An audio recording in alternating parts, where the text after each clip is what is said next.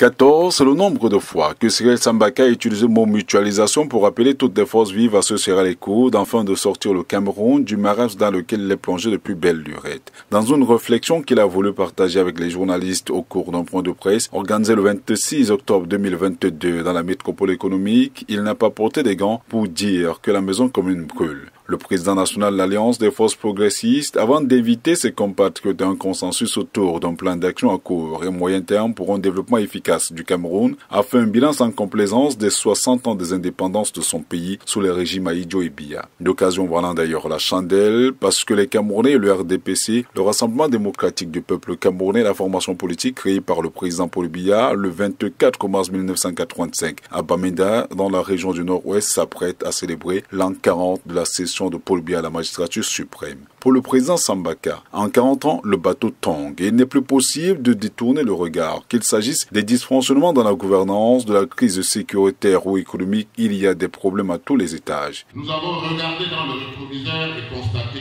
que des années 60 à nos jours, l'administration publique de notre cher et beau pays n'a pas été pensée par nous-mêmes. Notre véritable histoire n'est pas enseignée.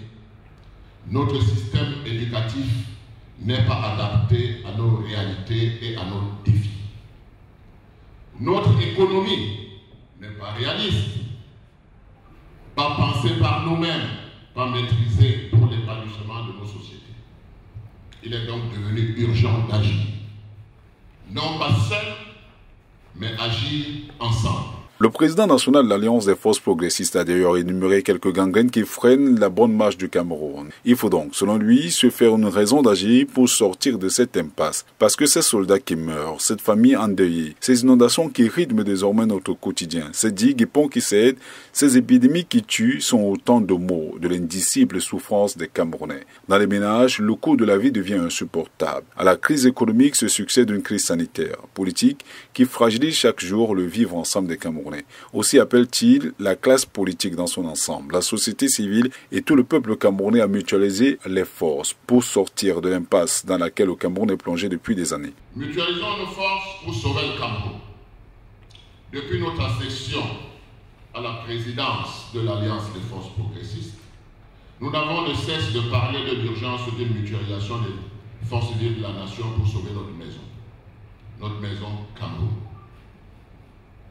Cette obligation historique devient chaque jour plus que jamais un devoir, une nécessité, un impératif qui nous amène à nous penser comme une nation avant tout. Cyril Sambaka a, à toutes fins utiles, balisé le terrain en proposant quelques pistes de solutions qui passent notamment par le dialogue national, pas comme celui que les Camerounais ont eu droit du 30 septembre au 4 octobre 2019 au Palais des Congrès de Yaoundé, parce que celui-là, d'après Sambaka, a été à la fois une ambition et un épouvantail. Les discussions étaient certes transpartisanes et même fructueuses, mais les recommandations sont restées lettres mortes. Il pense d'ailleurs que les Camerounais doivent se parler franchement, sincèrement et même froidement pour relever les défis qui s'offrent à eux.